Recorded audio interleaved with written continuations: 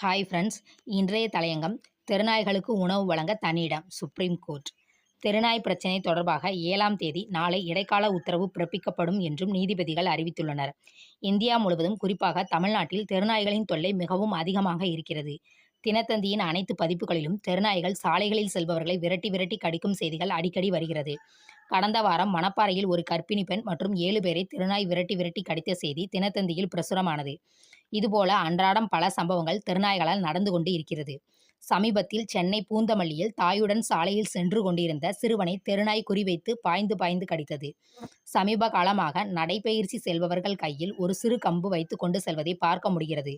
இது ஸ்டைலுக்காக அல்ல, தெருநாய்களிடமிருந்து தங்களை பாதுகாத்துக் கொள்வதற்குத்தான். டெல்லியில் தெருநாய்கள் குழந்தைகளை கடித்த செய்தி பத்திரிகையில் வந்தபோது இந்த விவகாரத்தை சுப்ரீம் கோர்ட் அமர்வு ஆகஸ்ட் மாதம் 22ஆம் தேதி தானாகவே முன்வந்து வழக்காக எடுத்து விசாரணை நடத்தி டெல்லிக்கு மட்டுமல்லாமல் இந்தியாவில் உள்ள அனைத்து மாநிலங்களும் நடைமுறைப்படுத்தும் வகையில் சில உத்தரவுகளை பிறப்பித்தது. இந்த உத்தரவுகளை நடைமுறைப்படுத்தும் வாக்குமூலத்தை தாக்கல் செய்யவில்லை என கூறி மேற்கு வங்காளம், தெலுங்கானா ஆகிய மாநில தலைமைச் செயலாளர்கள் தவிர மற்ற மாநில தலைமைச் செயலாளர்கள் அனைவரையும் கடந்த திங்கட்கிழமை நேரில் ஆஜராக வேண்டும் என உத்தரவிட்டது.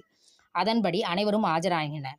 அப்போது தெருநாய்களுக்கு உணவளிக்க ஒவ்வொரு வார்டிலும் பொதுமக்களுக்கு எந்தவித இடையூறும் ஏற்படுத்தாத வகையில் உள்ளாட்சி அமைப்புகள் தனியாக ஒரு இடம் ஒதுக்கவில்லை என்பதற்கு தங்கள் அதிருப்தியை தெரிவித்தனர்.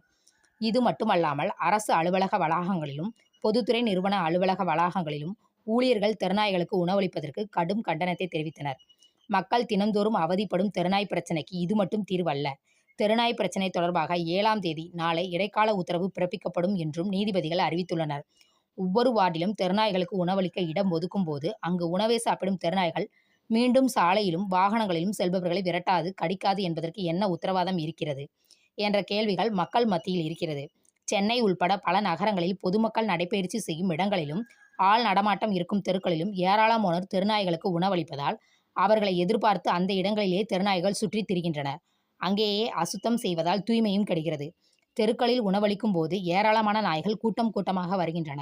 அப்போது சாலைகளில் வருவோர் போவோரை தெருநாய்கள் விரட்டிச் சென்று கடிப்பதும் ஆங்காங்கே அன்றாடம் நடக்கிறது. எனவே தெருநாய்கள் மீது அன்பு கொண்ட ஆர்வலர்கள் அவற்றுக்கு உணவளிப்பது மற்ற பொதுமக்களுக்கு இடைஞ்சலாக இருக்கக்கூடாது என்பதிலும் கவனமாக இருக்க வேண்டும். அதே வேளையில் நாளை சுப்ரீம் கோர்ட்டின் 3 நீதிபதிகள் பிறப்பிக்கும் இடைக்கால உத்தரவும் மற்றும் இதற்கு பின்பு பிறப்பிக்கப்படும் இறுதி உத்தரவும் தெருநாய்களால் பொதுமக்களுக்கு அன்றாடம் ஏற்படும் இன்னல்களை கருத்தில் கொண்டு தெருநாய் தொல்லையை நிச்சயமாக கட்டுப்படுத்துவதாகவும் இருக்க வேண்டும் என்பதே பொதுமக்களின் எதிர்பார்ப்பாக இருக்கிறது. நன்றி.